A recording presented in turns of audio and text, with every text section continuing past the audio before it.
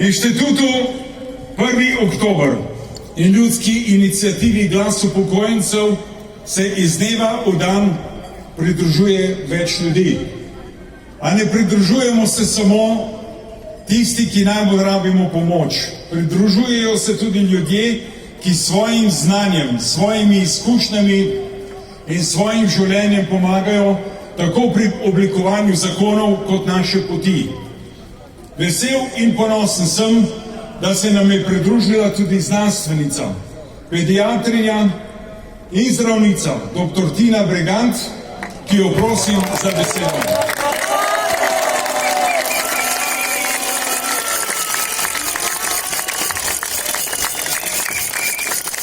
Najlepša hvala.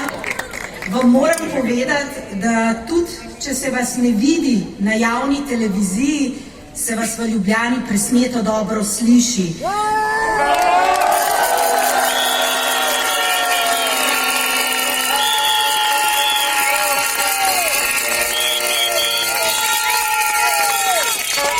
Ko sem hodila od Tivolija sem, se je vaš glas slišal tako, kot se sliši rjovenje leva, nekaj kilometrov daleč.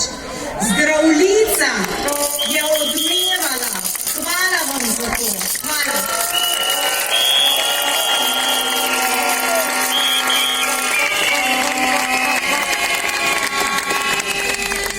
In ko upokojenci postanete braniki svobode, ko postanete vi braniki svobode izražanja, pravice do protesta pred parlamentom, kar nam poskušajo preprečiti z ograjami. Ko me tamle gor gleda avto, ki stane več kot 17 pralnih strojev, ne vem, ali me gleda v posmeh? Ali čemu?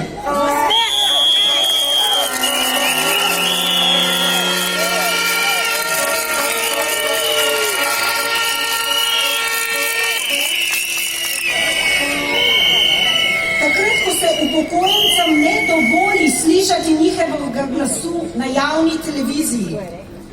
Ko nekateri predlagajo starejšim in trpečim dokončno rešitev, nespodobno evtanazijo kot rešitev pred trpljenjem.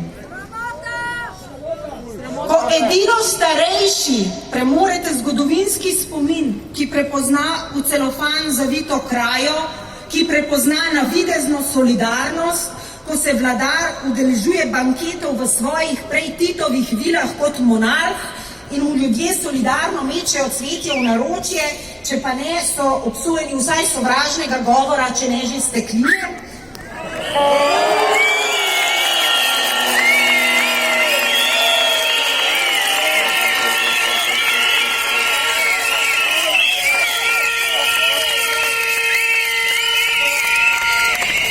Edino starejši prepoznajo laž in krajo, ker jo občutijo v svojih denarnicah in vidijo na položnicah, no najpozneje takrat je čas, da se protestom pridružimo tudi mlajši.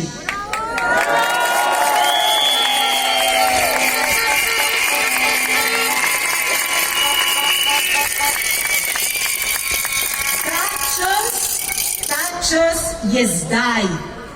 Ni lep čas, jaz bi rajši imela kakšen drug čas, ampak ne moram izbirati. Lahko pa izberem svoj odgovor na ta izziv. Izziv, ki kaže, da bo jesen za nas vse težka. Ekonomsko nas čakajo zelo težki časi. Ne zato, ker bi bili ljudje, Slovenke in Slovenci nepridni. Ne, nismo pridni, ampak zato, ker z našim denarjem vladajoči ne znajo upravljati. In da,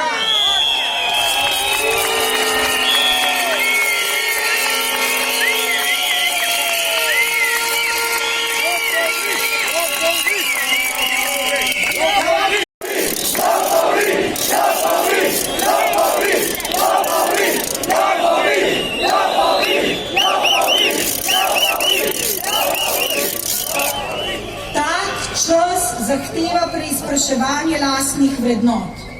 Kdo sem, v kaj verjamem, kako poimenujem laž in kako spoštujem ljudi, starejše.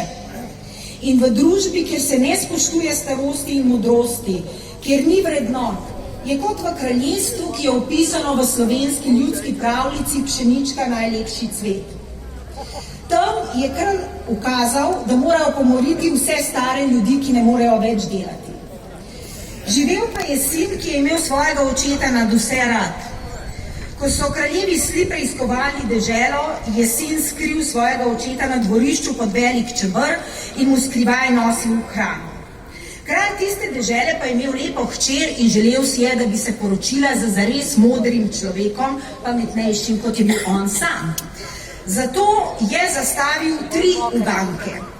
Kdor bo prvi zagledal vzhajajoče sonce, bo rešil prvo, drugo uganko bo rešil, kdor bo prišel nebos neobut, in tretjo bo rešil ta, ki bo imel za svojim klobukom zataknjen najlepši cvet. Fant tuhta, ne ve odgovorov, pa vpraša za nasvet očeta. Oče mu reče: dragi moj sin, vsi fanti bodo gledali proti vzhodu, kjer se vsako jutro pokaže sonce. Ti pa pokaži vzhodu hrbet, obrni se na drugo stran in poglej proti najvišji gori. Ko bo sonce s prvim žarkom obsvetilo njen vrh, takrat zakliči: kralj, glej sonce! Za drugo uganko odtrgaj podplate s čevljem, tako da boš ne bos in ne obut. In v tretje izberi najlepši cvet, pšenični klas. Sin naredi, kot mu je naročil oče, pri zadnji uganki je kralj že navdušen. Ali še kaj lepšega na svetu kot pogled na njivo zlate pšenice, ki valovi v vetru? In kaj diši bolj omamno kot hleb pšeničnega kruha, ki ga še toplega postavimo iz peči na mizo? Nobena vrtna cvetlica ne diši tako lepo. Skrbno sejte najlepši cvet, še skrbneje ga žanite. Pa vendar, odkot tebi toliko modrosti v tvojih letih, mladenič? Mladenič se prestraši, kako naj odgovori? Vaše veličanstvo, povedal bi vam, če se ne bi bal stroge kazni. Ne boj se, mu je prijazno rekel kralj. Mladenič pravi: ko ste ukazali, da moramo umoriti svoje starše, sem stopil pred svojega očeta in dejal: ljubi oče, vi ste mi poklonili življenje, me ljubeznivo hranili in vzgojili. V zahvalo pa naj vam jaz vzamem vaše življenje?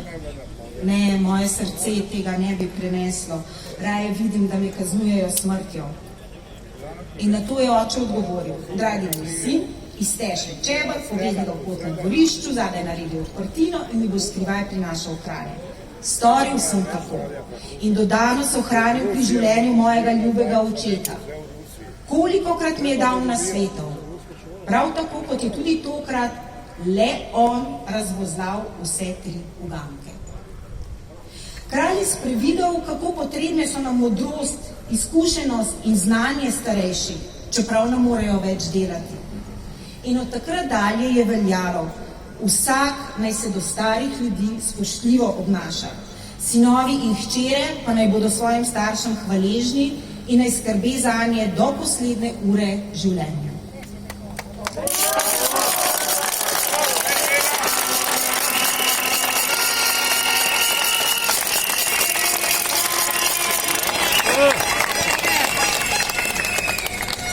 Tako pravi naša slovenska ljudska pravljica.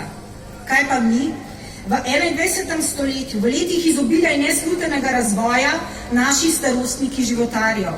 Pod pretvezo lajšanja trpljenja jim nekateri kar z zakonom želijo predlagati usmrtitev, ker to je evtanazija. Kje je vrednota življenja? Kje je vrednota, da starost in modrost hodita z roko v roki? Kje je spoštovanje življenja, prednikov, vrednot? Žal mi je, da živim v družbi, kjer se morajo starejši boriti za pravice. Po drugi strani pa sem vesela, da živim v družbi, kjer starejši niste pozabili gorja enoumja, ki ni dovoljevalo razmišljanja drugače mislečih. Da imamo dovolj vitalne državljane, ki znajo jasno povedati, česa ne želijo in kaj zahtevajo, ker so plačevali 40 let od plače, da so sedaj brez osebnega zdravnika in vsak mesec jih je več. Da lahko vsi, ki plačujemo na zdravstvene storitve, čakamo nedopustno dolgo. 1. avgusta je namreč predolgo čakalo na prvi pregled skoraj 80.000 ljudi oziroma skoraj 1000 ljudi več kot mesec prej. Predolgo čakajoči.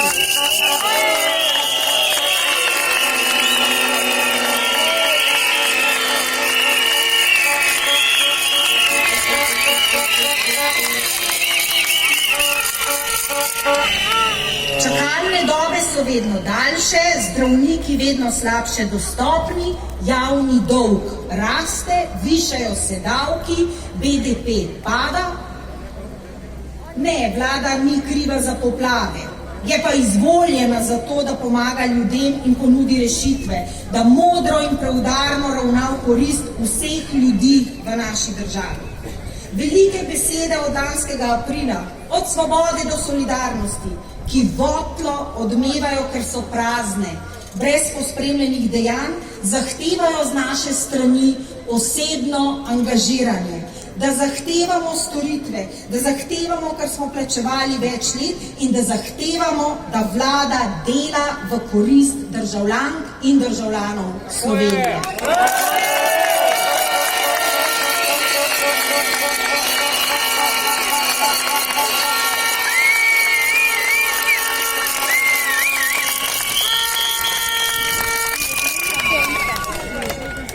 Take punce rabimo.